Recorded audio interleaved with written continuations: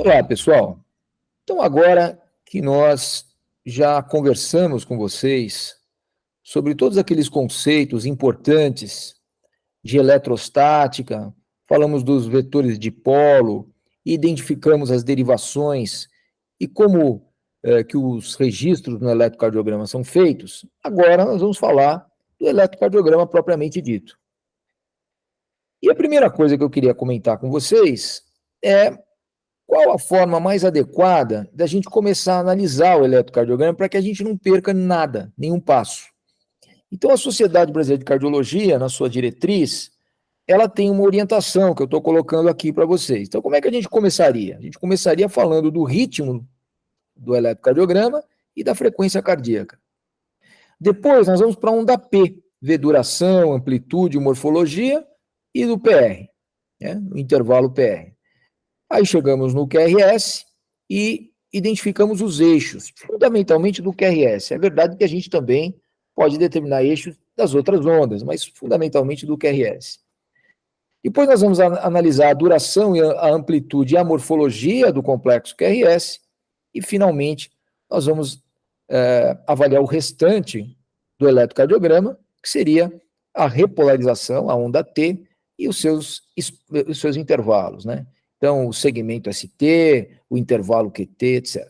Então, acho que essa é uma sequência que, se a gente guardar, a gente não esquece nada quando a gente for avaliar o eletrocardiograma. Bom, o eletrocardiograma padrão.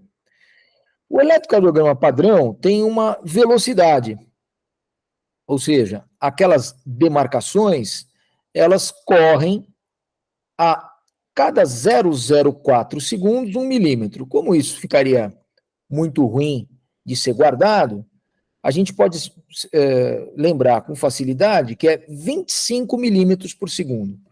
Então, cada quadradinho é 1 milímetro, a cada 25 milímetros que eu percorro no eletrocardiograma, eu tenho 1 segundo. Então, aqui no caso, 5, cada quadradão tem 5 quadradinhos, então 5, 10, 15, 20, 25, aqui foi 1 segundo de eletrocardiograma. Ok? Então, cada quadradinho, 1 milímetro, 25 milímetros, 1 segundo. Tudo bem, pessoal? Ok. E de altura? De altura, cada milímetro se refere a 0,1 milivolts. Então, 5 quadradinhos, meio milivolt, que é a amplitude. Então, quando a gente for falar de frequência cardíaca, a gente tem uma regra, que é uma regra muito fácil de lembrar, que a gente pega 300 e divide pelo número de quadradões. Então, você pega, num determinado eletrocardiograma, 300, e vamos supor que aqui tem um QRS e aqui tem outro QRS. Você vai dividir 300 por 4, vai dar 75. Então, isso é uma forma, e agora eu vou explicar por que é assim. Então, eu falei para vocês que 25 milímetros significa 1 segundo, 25 quadradinhos, 1 segundo. Ora, quanto significa 60 segundos? 60 segundos é uma regra de 3 simples, 1.500 milímetros. Ou seja, em 1 minuto, o eletrocardiograma anda 1.500 milímetros, ou 1.500 quadradinhos. Então, se a gente tiver, por exemplo, um batimento a cada 30 quadradinhos, um batimento a cada 10 quadradinhos, um batimento a cada 20 quadradinhos, a gente sabe o tempo entre cada um dos batimentos. Uma vez que 1.500 milímetros significa 60 segundos, ou significam 60 segundos. Então, suponha que a cada 20 quadradinhos eu tenho um batimento. Ora, eu sei que em 1.500 quadradinhos eu tenho 60 segundos, eu tenho 1 minuto. Se eu tenho, dentro desse 1 minuto, 20 batimentos, basta eu dividir 1.500 por 20. Se eu dividir 1.500 por 20, eu tenho exatamente a frequência cardíaca. Correto, pessoal? Agora, 1.500 por 20 ia ficar uma conta grandona, né? Que tal a gente simplificar essa conta? A simplificação dessa conta é 300 dividido pelo número de quadradões. Então, aqui seria 20 quadradinhos, e aqui seria 1.500 milímetros, ou 1.500 quadradinhos. Então, ao invés de 1.500 por 20, a gente faria 300 por 4. Ok, pessoal? Então, é bem simples, não tem nenhuma dificuldade. Então, vamos ver aqui, ó. Aqui num exemplo concreto. Então, vamos olhar aqui a ponta de um QRS, de um complexo QRS. Vamos ver quando ele coincide com um quadradão, que é mais fácil. Aqui está próximo, tá? Aqui está próximo. Então, tem 1, 2, 3, 4 quadradões, certo? Então, 300 dividido por 4 dá 75. Ou eu poderia também fazer 1.500 quadradinhos dividido por 20 quadradinhos. Evidentemente que vai dar exatamente a mesma coisa. 75 batimentos. É claro que se eu for contar cada quadradinho, vai ser mais preciso, né? Do que eu aumentar essa grandeza e partir para o quadradão, que são 5 quadradinhos, que são 5 milímetros.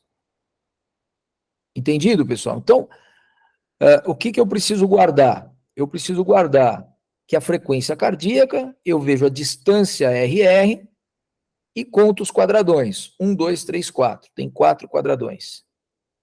Divido 300 por 4 e tenho a frequência cardíaca. Essa é uma forma. Qual é a outra forma que eu posso fazer? Eu posso estabelecer quantos quadradinhos tem no minuto, que é 1.500 quadradinhos. E posso contar o número de quadradinhos de maneira unitária, né? Então, aqui, no caso, eu tenho 5, 10, 15, 20, tem mais um quadradinho aqui, ó, tá vendo? 21. Então, aí eu dividiria 1.500 por 21. E aí eu teria a frequência cardíaca, digamos assim, mais precisa. Ok?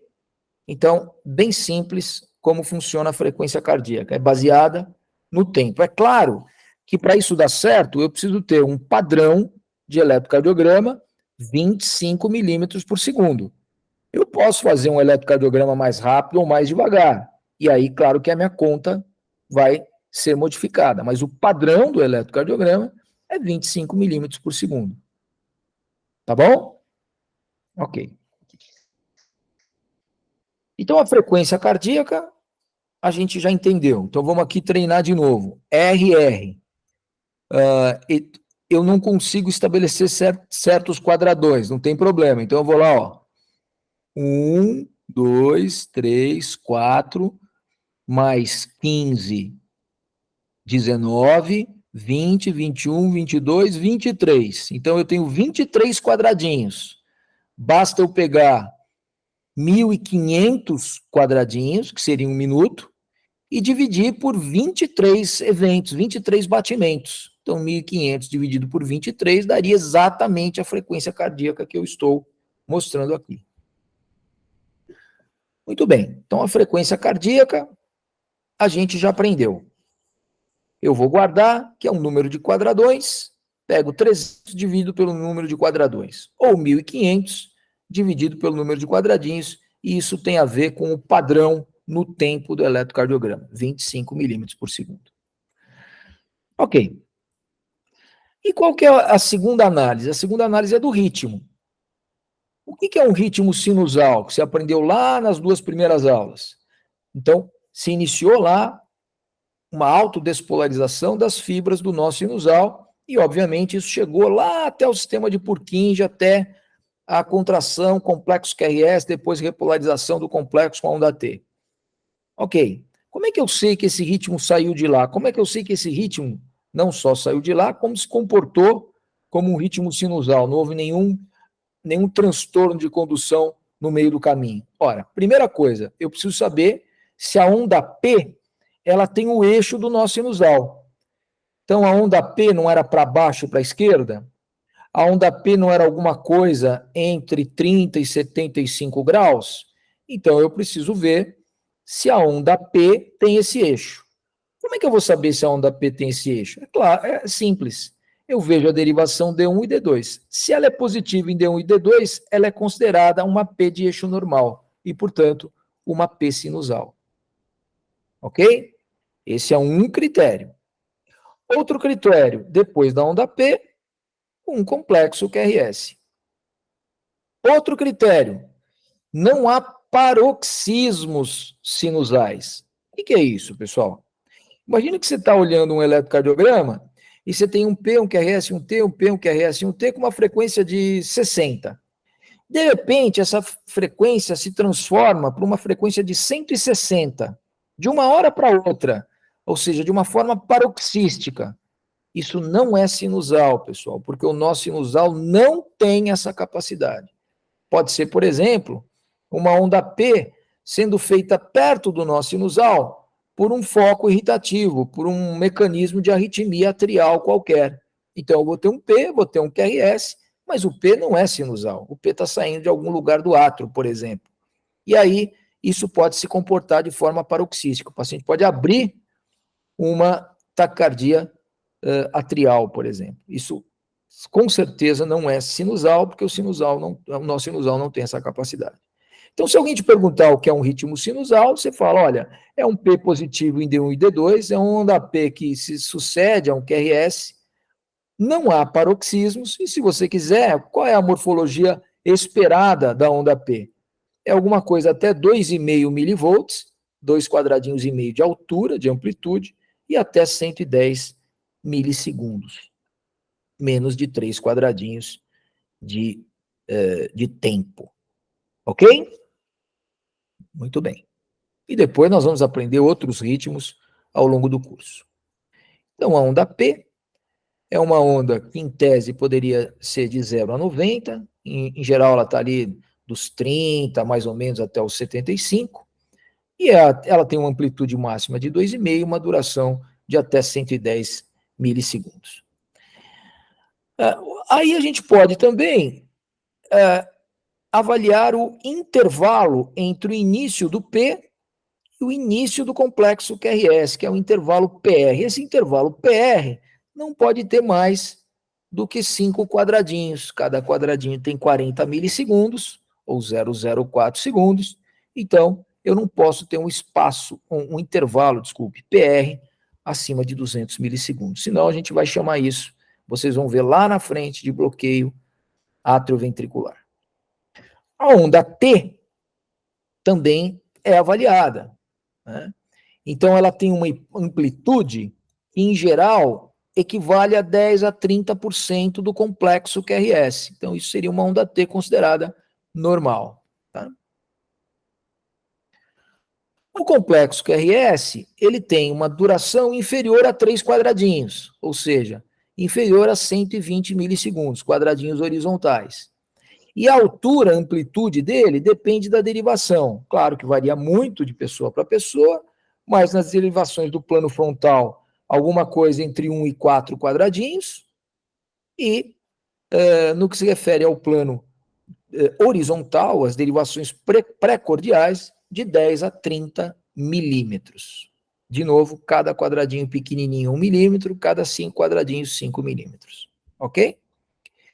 E o eixo do complexo QRS? O eixo do complexo QRS vai de menos 30 a mais 90 graus, considerado, pela maioria dos autores, um eixo normal. E o intervalo QT, pessoal? O intervalo QT, você vai ver que vai ter muita importância lá na frente, quando a gente falar das arritmias e algumas síndromes. Você tem do início do complexo QRS até, aqui está melhor para ver, do início do complexo QRS até o final da onda T. Então, isso daqui é um intervalo QT. É um intervalo QT. Do início do QRS ao final da onda T. Isso é um intervalo QT. Ok? Isso aqui é um intervalo RR, como a gente já viu, que nos ajuda a falar da frequência cardíaca. Acontece que o intervalo QT, ele é muito variável. Ele tem variabilidade para gênero, ele tem variabilidade para frequência cardíaca do indivíduo. Então, eu tenho que fazer uma correção do intervalo QT. E a correção do intervalo QT tem essa formulinha. É um intervalo QT médio que você está identificando aqui, que deu mais ou menos 0,42 segundos.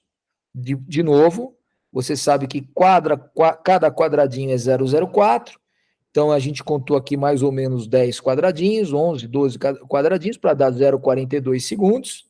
Então deu QT médio, intervalo QT médio 0,42, sobre a raiz quadrada do intervalo RR. Aqui no caso, o intervalo RR deu 0,960 segundos. De novo, cada quadradinho 0,04 segundos, ou cada quadradinho 40 milissegundos. Depende qual unidade de tempo que você usar. Quando a gente faz a conta, o intervalo QT deu 0,428. O que significa isso?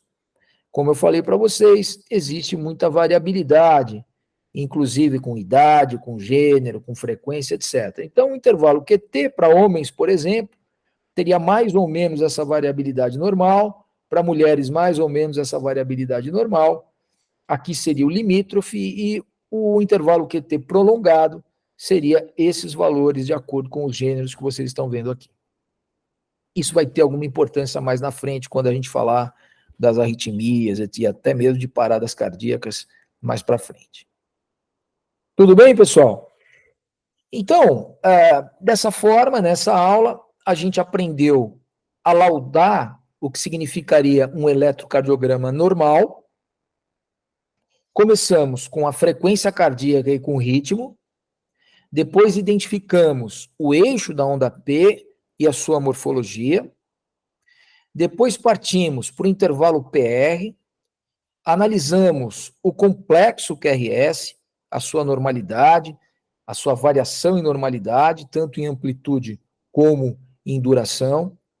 Depois avaliamos o intervalo QT e avaliamos também a onda T. Ok? Então, com isso, a gente tem uma ideia de como encarar um eletrocardiograma normal. Na próxima aula, nós vamos falar um pouquinho dos eixos do complexo QRS. Até lá, pessoal.